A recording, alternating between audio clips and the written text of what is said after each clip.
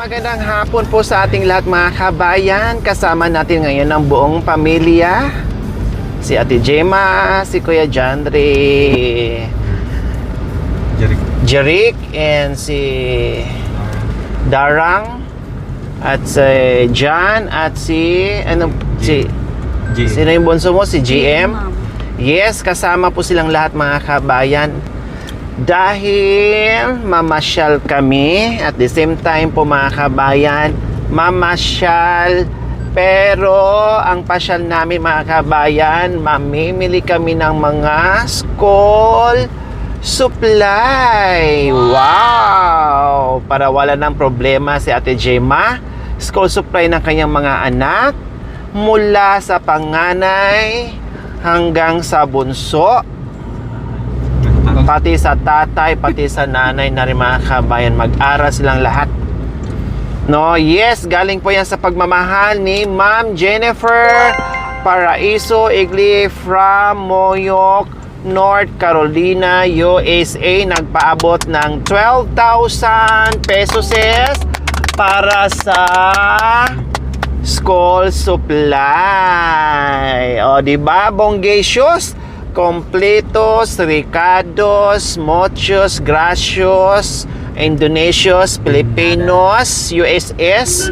Ang pagmamahal na bonggesios talaga mga kabayan. Grabe, no? Mula sa pabahay mga kabayan, no? And then kompleto Ricados po talaga. And then ngayon school supply na naman ng mga bata.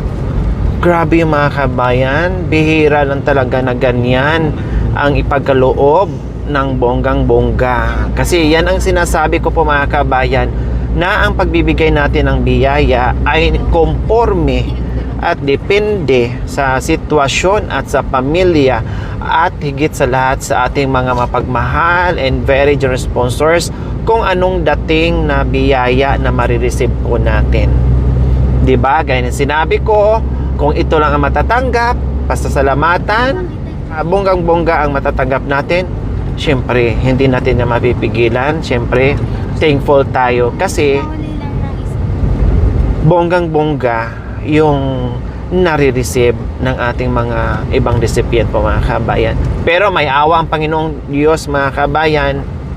Sabi ko nga, kapag bigyan pa tayo ng pagkakataon at ipagkaloob sa atin yung mga biyaya para dito sa mission natin, yung pabahay natin magiging standard size at magiging modelo na natin ang bahay ni Ate Gemma, no? Nawa ay ulanin pa tayo ng maraming biyaya po mga kabayan, para yan at yan na po yung ating pabahay, at yan na po yung ating gagayahin. May awang Panginoong Diyos ay kakayanin po natin. Yes, Ate Gemma. Yes, Ate Gemma, pupunta tayo ngayon sa bayan at ipamili mo ng mga gamit ang inyong 4 na anak. Anong grade na si Jenric? Si Jeric, ma'am. Ay, si Jeric? Grade 10, ma'am. Tapos, grade 10. Si Sandara, ma'am, grade 7. Tapos si Jan, ma'am, kinder. Tapos si GM, ma'am, daycare. Ang tatay? Nagtatabaw. Nagtatabaw. Ang nanay?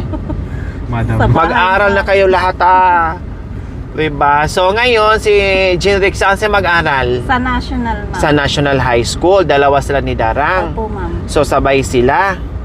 no?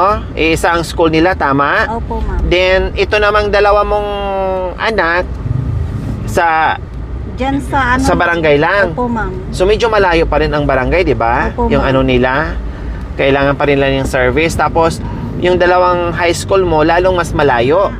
Sa hospital, ma'am, sa likod niya. Ah, Doon okay. sa Western, Oo ma'am. nga, malayo nga. Doon, Kung ma'am. ito ang binaybay natin, malayo nga Ito, sila. ma'am. Opo, ma'am. No, malayo nga sila, mga kabayan. Okay, sige. Ipamili natin sila ngayon ng mga gamit nila. Lahat ng mga gamit nila. Ang uniform, anong kulay ng uniform nila ni Jinrek? Ay, sa Jeric, ma'am, ano lang siya, ma'am, yung pantalon tsaka white na t-shirt. Black ma'am. pants. Black pants. Opo, ma'am. Patos. Wala silang polo shirt? Hindi siya nag-ano, ma'am, yung mga ganun school. lang. T-shirt na white, ma'am, ganun lang, ma'am. Black. Walang nagpo-polo dyan? Sa high school. Sa high school? Meron nagpo-polo, ma'am, pero ang karamihan, ma'am, t-shirt. Ngayon, t-shirt kasi wala silang pambili ng polo shirt. Opo. So ngayon, bilhan mo ng t-shirt kasi ang t-shirt pinang dodoble lang yan. Bilhan mo rin siya ng polo shirt para Uniform. ano talaga, Opo. naka-uniform talaga siya ng pang-estudyante. Patos. Si Darang naman, anong kulay? Green, ma'am. Green na palda, tapos yung ano, ma'am, yung blouse, ma'am. Blouse. Oh, so yan ang kailangan niya. Tapos mga sapatos nila, medyas nila, mga ganon. Wag na mag-brief sa kapante, hindi na makita yan para makatipid tayo. So lahat bilhan mo mamaya ha. Tapos kailangan na. Tapos ang dalawang maliliit mo, anong kulay ng mga uniform nila? Sa ano, ma'am, dun sa likod ng school nila nagpapatay yun, ma'am, kasi dyan sa bayan. Pinapasadya. O, ma'am, sa bayan, ma'am, wala dyan, ma'am. May sarili silang kulay. Opo, ma'am. Oh, okay. So tanungin mo kung magkano ha. 600, ma'am. 600 isang partner. Opo, ma'am. Kuha ka ng dalawang partner. Opo, ma'am. Ay, 600. Dalawa. 1 to. Dalawa. 1 to dalawa. Sige, kuha ka ng dalawa. Yung isa naman, anong kulay? Mayroon na siya, ma'am. Yung suot ng kay Jan nung daycare, ma'am. Ay, okay. So, mainam. So, meron na siya. Ang Opo, isa na ma'am. lang ang problema. Opo, ma'am. Kundi tama lang. Kasi, dalawang partner, 1 to kaagad, di ba? Opo, ma'am. 1 to kaagad. Siyempre, lahat yan pagkasahin natin. Dahil nagpaabot si Ma'am Jennifer Paraiso Egli ng 12,000. Opo, So, ma'am. pagkasahin natin yan sa 4 na anak mo. Lahat gamit nila. Opo, ma'am. Kung may sobra, kung walang sobra, bahala na.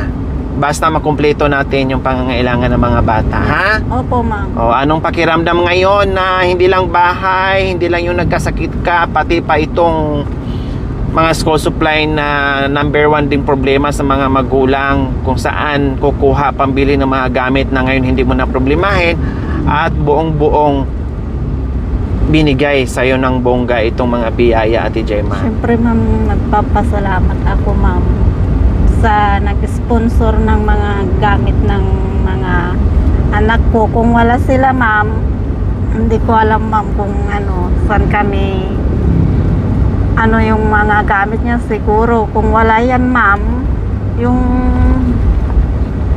unti-unti namin, ma'am, bago mabuo lahat. Paano yung dati? Anong ginawa nyo? Na saan kayo kumuha ng pambili ng ganito? Kompleto ba ang notebooks nila? Naka ba sila? Yung man, ma'am, yung purpose naman nila, ma'am, yung may payout naman ako nun, ma'am. Pinagkakasya ko naman, ma'am, yung Binudget mo doon. Opo, ma'am, binudget Yung ko. purpose na para sa mga bata na allowance na natatanggap para sa mga bata nag-aaral Opo, ma'am. ay nagagastos mo doon. Oo, ma'am. Pinagkakasya. Opo, ma'am. Hindi man Pinabibili makumpleto, pero at least merong unti-unti na bibili mo. Opo, ma'am. Ngayon hindi mo na problemahin, Opo, 'di ba? ma'am. Yung makukuha mo sa purpose, pwede mong ma-save yan at mapupunta doon sa mga project nila, pamasahe Baon, ma'am. nila, Pamasahe nila, ma'am. baon nila, pagkain nila. At least malaking tulong ng Opo, bonggang-bongga ma'am. doon sa mga gamit ng mga anak mo na ang hirap biglain ng bili na saan kayo kukuha ng ganun na biglang bili sa mga gamit ng mga bata, mabigat sa bulsa yun, di ba? Opo, ma'am. O, ngayon, hindi mo na problemahin. Malaking ano yan, malaking ginhawa yan sa ano, sa mga gamit ng mga anak mo na libre na. O, di ba? Masaya ba ang puso mo, Ate Gemma, sa mga biyayang Siyempre, dumating ngayon na hindi nyo inaasahan? talaga, ma'am, talagang sobrang happy talaga, ma'am. Talagang hindi ko namin talaga inaasahan, ma'am, na maraming tutulong sa amin. Si Kuya Janry, akala mo may aftershock? Natutulala sa mga bagay-bagay, umiikot ang mga mata niya habang pinagmasdan ang bahay. Nag-iisip siya, alam mo yun, para siyang nag-iisip na, totoo ba to? Ito na ba yun? Sa amin ba talaga to? Nangyari ba talaga to? May mga katanungan. Di ba? Hindi niya lubos akalain na makamit niya itong biyaya na pinagkaloob sa inyo, Ate Gemma. Oo, ma'am. Talagang hindi namin talaga in-expect na ganun, ma'am, talaga. Siyempre, yung sahod niya talaga. Utangan pa, Oo, ma'am. i-advance pa, Opo, ma'am. iutang pa, hindi pa sapat. Kaya todo kayod si Kuya Janry mga kami, kasi sabi niya, pinaghahandaan niya yung mga anak na mag-aaral kasi maging 4 na ang estudyante nila mga kabayan. Kaya yun ang sinabi niya, kaya nagtatrabaho ako ng linggo kahit masakit ang katawan ko, kahit iba ang naramdaman ko, dahil iniisip ko pasukan na naman na makaipon-ipon ako para sa mga gamit niya. Kaya yun nagsisipag si Kuya Johnny ng bongga. Pero yung kasipagan niya at pagpursige para sa kinabukasan ng kanyang mga anak ay napalitan ng bongga na libre, di ba? Super blessed talaga, as in mga kabayan, itong pamilya ngayon ni Ate Gemma and Kuya Janry. Kaya thank you sa lahat ng sumuporta sa aking munting adikain. Diyos ko, si Lord na ang balang magbalik ng doble-doble pang biyaya sa kabutihan ninyong lahat. Salamat. Yes, pupunta na kami ngayon. Check muna namin doon sa kabila kung saan kami makabili ng mga school supply and then mga uniform ng mga bata. Basta hindi kami uuwi sa gitna ng kabukiran hanggat hindi po namin mabili yung lahat ng kailangan po nila. Okay.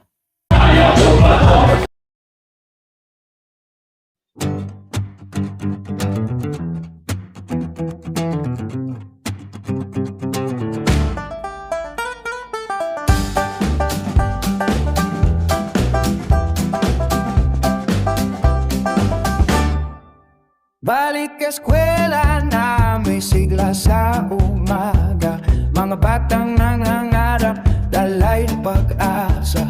Ngunit kulang pa ang gamit, hirap man ay dala. Sina Gemma at John Ray ay patuloy na lumalaban pa. Mga bagat kuwaderno, hindi pa kompleto. Kahit anong pagsisikap ay kulang pa rin nito. Pero hindi sumuko ang pusong mapagmahal para sa kinabukasan ng kanilang mga mahal. Salamat po kay Ma'am Jennifer sa tulong mo tunay at wagas. Dahil sa inyong kabutihan, nagkaroon ng liwanag ang bukas. At salamat din sa Team Lori na laging handang umalalay sa simpleng tulong at pagmamahal. Maraming buhay ang bumagaan, ngayon ay may ngiti na sa kanilang mukha. Mga batang dati nag-aalala, unti-unting nabubuo ang kanilang pangarap. Dahil may taong handang yumakap, hindi man marang niya ang buhay natin natahat. Pag-asa at kabutihan ay sapat na lakas sa bawat lapis at papel na naibigay. O ayan, ano? Pangarap Malaki ng o maliit? batay muling nabuhay. Ano? Salamat po kay Ma'am Jennifer Oo. sa tuyong mong tunay at wagas. Dahil sa inyong kabutihan,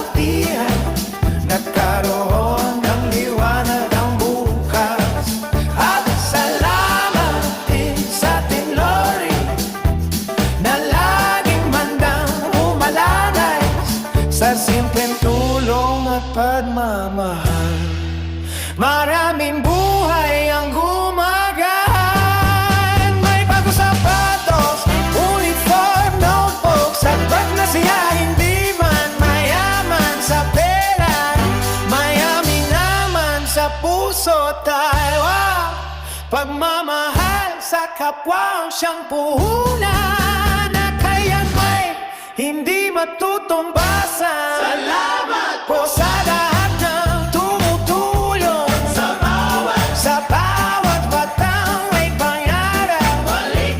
Na may mahirap, may pag-asa, basta't may nagmamalasakit.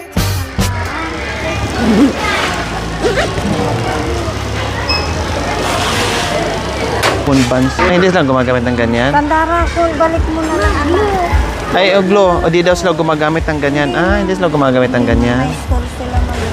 Oh. Yung mga ano dito, kinder lang. Mm. Sa'yo, Bi. Yung ito na lang sa'yo, Binak. Nilkater. Seryoso. So, ayan po mga kabayan. Ang saya sa pakiramdam na meron naman pong biyaya at hindi na problemahin ng mag-asawa kung paano ang mga school supplies ng mga bata. Kaya thank you kay North Carolina, USA sa biyayang pinagkaloob niyo po dito sa pamilya ni Ate Gemma. Thank you so much.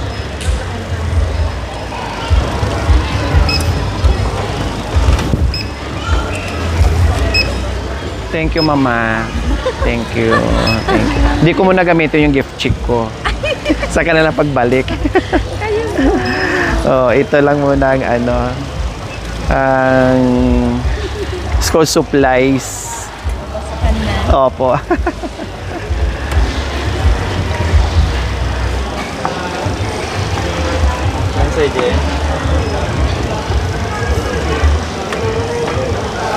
Ito yung ganito, hindi mo kailangan.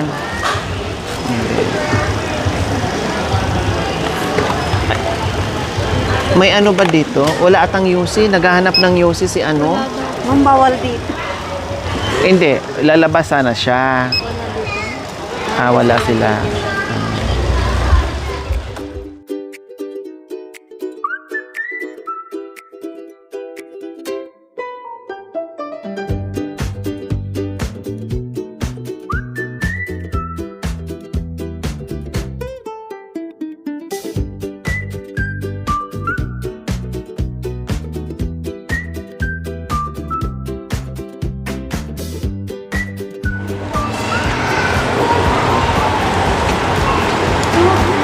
Thank you. So, ayan po mga kabayan. Tapos na tayo mamili ng school supplies para sa mga bata. Yes! Paspas, walang hassle, malamig pa mga kabayan. At maganda, dito lang yan sa Unitap. Ayan po mga kabayan. Napakaganda mamili dito, mapag-grocery. No, lahat na kompleto Ricardos po sila dito mga kabayan sa Unitap. O, di ba? Kaya nag-enjoy sa pag-shopping itong pamilya ni Ate Gemma and Kuya Janry. Yes po mga kabayan. Ayos kay Janry? Ano lang problema mo? Sabi ko na nga ba, UC, walang oxygen mga kabayan. Eh, walang UC dyan. Ma'am Jennifer, maraming salamat po sa binigay nyo sa amin. First time lang kami pumunta dito po. Maraming salamat po sa mga gamit ng binigay mo para sa mga anak ko. Maraming salamat po. Para akong nabunutan ng tinik. Manam Jennifer, maraming salamat. Ibig niya sabihin mga kabayan, para siya nabunutan ng tinik dahil malaking ginhawa po sa kanya itong school supplies na binigay na hindi na nila alalahanin, kaya nasabi niyang para siya nabunutan ng tinik sa kaiisip na ngayon ay nabili na lahat. Oh, Ate Gemma, Ma'am Jennifer, maraming salamat sa inyo dahil sa binigay nyo pong tulong sa mga anak ko, sa mga school supply nila. Maraming salamat po sa kabutihan nyo po sa amin. At sa lahat ng mga gamit nila, mga damit nila, sapatos nila, lahat po maraming salamat sa iyo, Ma'am Jennifer. Kung hindi dahil sa iyo, hindi po namin siguro mabibili yung mga damit nila. Kaya maraming salamat po, Ma'am Jennifer. Rick, ikaw na. Maraming salamat po, Tita Jennifer, sa binigay niyong school supply sa amin. Malaking tulong po ito sa aming pag-aaral. Salamat po. Tandarang. Tita Jennifer. Maraming salamat po, Tita Jennifer, sa binigay ninyo pong pera na pambili po ng school supplies po namin. Malaking tulong na po ito sa amin po. Maraming salamat po. Mag-aaral po kami ng mabuti po. Okay, so ayan po mga kabayan. Alam niyo po kung hindi nagkasakit si Ate Gemma, noon pa namin to binili. Kaya lang sabi ko, pwede naman bilhin na wala si Ate Gemma, pero mas maganda na kumpleto sila. Sama-sama silang mamili mag-shopping para sa mga anak ng mga kabayan. Kaya sabi ko, okay, sige. Ate Gemma, okay ka na? Opo, malakas na daw siya. Kaya sabi ko, i-go ko na dahil malapit na ang pasukan. 1 linggo na lang ay pasukan na po mga kabayan. Okay, nakahabol pa din. Muli, maraming salamat po, Ma'am Jennifer Paraiso Igli from Moyoc, North Carolina, USA. Maraming salamat po sa iyong ginitawang puso. Sana ay pagpalain pa po kayo ng Panginoong Diyos at bigyan pa ng mahabang buhay upang marami pang matulungan ng mga kabayan natin na lubos na nangangailangan. Maraming salamat. We love you all. God bless us all. Bye! Thank you, Lord, for all your love, for your blessings from above. In my heart, you'll always stay. Thank you, Lord, every day. Love, love, love, love, love, love. Thank you for watching. Don't forget to like, share, and subscribe.